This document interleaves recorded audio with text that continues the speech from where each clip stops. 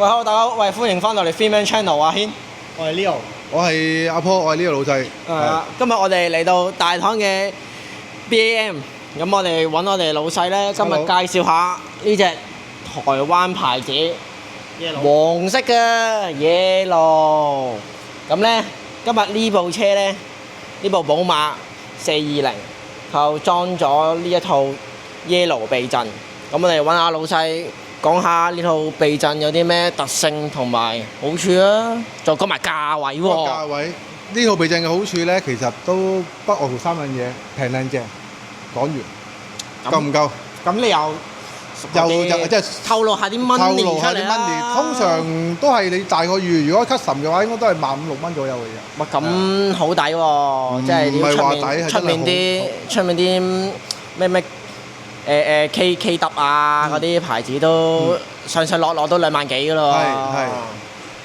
喂，咁今日呢條避震點教法啊你？點教法？通常咧就係上面鬆幾個螺絲，下面鬆幾個螺絲包落嚟，裝翻上去，搞掂成件事。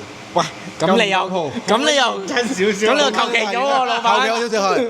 通常咧啲避震機翻嚟咧都會照先啦度咗個行程先啦。係。度完個行程，睇下個彈弓嘅長短啦。我哋指一指俾觀眾望一望先啦。你咁講好難明喎，大家都。通常就會睇翻佢支避震機入面個行程長短啦。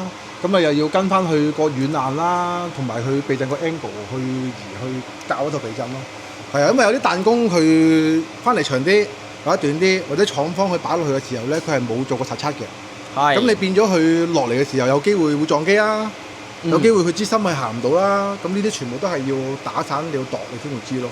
係。咁啦，即係睇某電影啊，某人揸掃把攞落去話投幾多 K 幾多 K 彈弓，嗰啲係有啲咩分別咧？其實彈弓 K 數咧，你要跟翻架車個重量去衡量啦。咁其二就係彈弓 K 數，你又要同翻支機芯嗰個rebound啊去做一個匹配啦。係啊，如果你譬如你支機芯個 rebound 其實佢好少嘅啫，你拎個最硬，你擺到好大 K 嘅彈弓落去，佢本身掹唔住，其實都係行唔通。即係俗稱啲講就係跳到飛起。你可以咁講啦，唔係撞機嘭嘭聲，就係成架車彈起咯。係啊，同埋你累震嗰方面，你一定係累唔到先咯。係啊。喂，咁即係你點樣定義先為調好晒一條好避震？調好晒，首先你要計好數啦，你要計好咗佢彈弓嘅行程啦，咁啊避震機嘅行程啦，最尾同埋你要係揸路線你仲要係個軟硬係要配合個彈弓去調，你先會做到嗰個好服嗰樣嘢咯。嗱，係啊，冇錯。喂，咁喂 Leo 啊，咁以前我哋啲綠色避震啊，嗰啲 B 字頭啊，嗰啲都好似爭咁啲嘢嘅喎。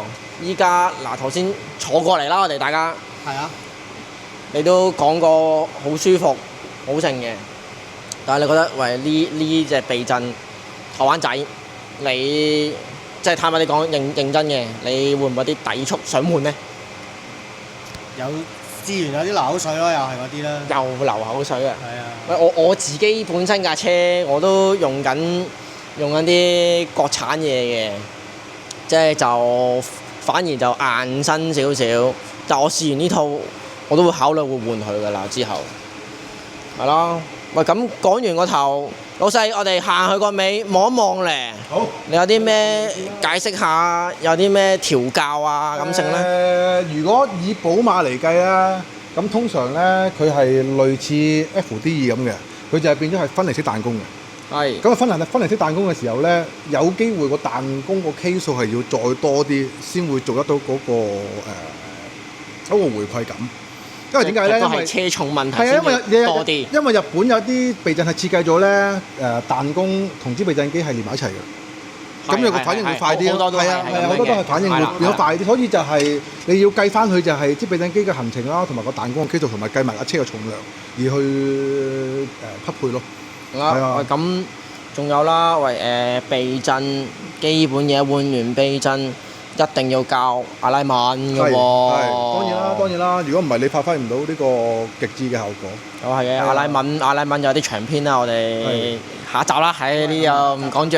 係啦係啦。嗯，咁大家有冇啲咩唔明？如果冇有嘢唔明咧，可以落嚟大堂揾下老細研究下你哋嘅避震嘅喎。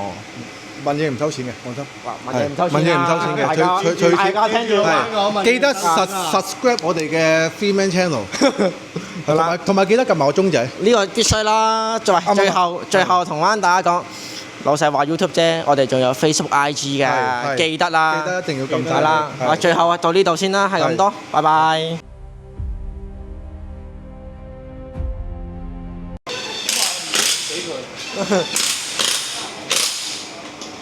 嚟咯！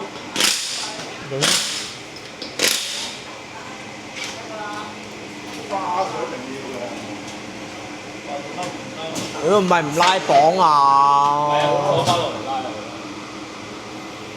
講呢啲就拉嘅，點解咧？街咁多人飛到咧，就因為好多人都唔夠綁啊嘛，拉得唔夠咪飛咯。拉你咪支炮，支炮打就求其啊嘛，好多都係咁樣㗎。知道。喂，下集講下拉線。我哋睇我啱個數。喂，係喎，喂。下集講下點解拉線點解拉線好啊？喂，太子都喺度喎。出鏡喎你啊！係要拉。喂，而家市面上有人話拉線好啲喎。係咯。咁你有咩睇法啊？阿老細，你有咩意見咧？拉線線，咯，講啊！每個人嘅做法唔同啦。